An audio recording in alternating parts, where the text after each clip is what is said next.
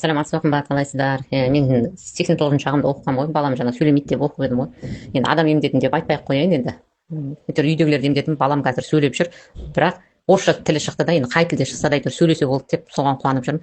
Сол келгеннен бері толыққанды ноябрь айына дейін жасадым массажды, күнде сәттен кейін уақытында. Енді декабрь айы мүлдем жасамадым, ноябрьдің ортасына дейін ғана жасадым. Жаңағы иммунитетін көтеретін соның себеп нүктені жасадым.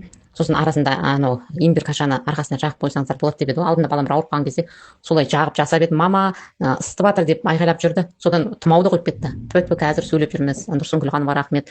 Осы білімді алғаным үшін рахмет. Қазір балаларым антибиотик ішпейміз. Бұрындары жоқ, осы айға дейін 2 рет антибиотик қабылдайтынбыз. Аллаға шүкір, осы Тұрсынкүл ханымның арқасында биылдық антибиотик ешқандай қабылдап жатқан жоқпыз. Рахмет. Аллам Тұрсынкүл ханымға денсаулық берсін. Еңбектеріңізге рахмет. Сәлематсыз ба? Жақсымыз. Балам қазір 2 сөздің басын қосып айтып жүр.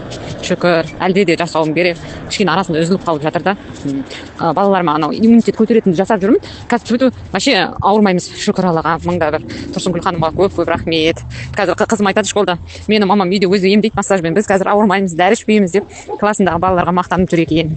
Рахмет көп. Бұрындары мен балаларым осы сентябрь айында 1-2 рет антибиотик қабылдайтын еді. Өткен жолы қызымның тамағына герпесный ангина шығып кетті. Жұтынса тиеді, қарасам аузына бөртіп кетті. Содан есіме түсті, сабақта сол орынды жылытсақ кетеді деген. Содан қызымның аяғын жылы суға салдым кешке қарай. Сосын имбір қашаны кішкене істеп алып, тамағына жағып, жақсылап массаж жағып, жаңағы тамағын кішкене басып жедім сыртынан.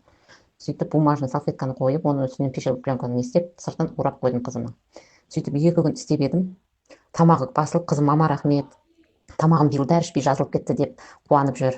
Рахмет Тұрсынкүл ханымға бізге осындай білім бергеніне. Жылы Аллаға шүкір, осы оқып келген оқуымның, білімімнің, Тұрсынкүл ханымның бізге берген осындай қымбат білімінің арқасында, баға жетпес білімнің арқасында мен биыл балаларымды антибиотиксіз ақ емдеп алатын болдым. Қазір ауру деген нәрседен қорықпайтын болдым. Бір үйден бір адам емес, негізі 2 адам оқыса жақсы болады екен. Енді түсініп жатырмын, бір үйден 2 адам оқыңыздар дегенді. Қазір енді өзім түсініп жатырмын. Өйткені мен бәріне жасаймын, бірақ олар маған жасай алмайды да. Егер де бір үйде 2 адам оқыса, бұл өте жақсы екен. Қазір біз үйімізде аяғымызды жылы суға салу үшін очередьке тұратын болдық.